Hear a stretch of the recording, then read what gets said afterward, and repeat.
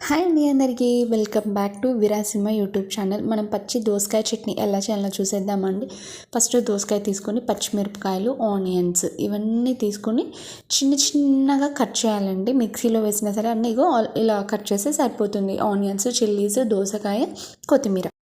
చింతకాయ చట్నీ ఉంటుంది కదండి, సంవత్సరం పాటు నిల్వ ఉంచుకునే చట్నీ. అది దాంట్లో నుంచి కొద్దిగా ఒక టీ స్పూన్ తీసుకుంటే సరిపోతుంది. అది వేసుకుని తర్వాత పచ్చి దోసకాయ ముక్కలు, పచ్చిమిరపకాయలు, ఆనియన్స్ అండ్ కొత్తిమీర ఇవన్నీ వేసుకొని చట్నీకి సరిపడా సాల్ట్ వేసుకోండి. ఇవన్నీ వేసిన తర్వాత మిక్సీ జాడీలో వేసి జస్ట్ ఒక్కసారి ఇలా తిప్పండి. ఒక్కసారి ఉదరబదరలాగా తిప్పేసిన తర్వాత కొంచెం ఉంటే సరిపోతుందండి, అంతే.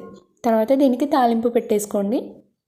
తాలింపుకు ఆవాలు, జీలకర్ర, ఎండుమిరపకాయలు, కరివేపాకు, కొత్తిమీర ఇవన్నీ బాగా నూనెలో వేయించి బాగా నూనె వేడిన తర్వాత చట్నీలో వేసేయండి, అంతే. ఎంతో టేస్టీగా ఉండే పచ్చి దోసకాయ చట్నీ రెడీ. ఇది వేడన్నంలో సూపర్ అండి. మీరు ట్రై చేసి చూడండి.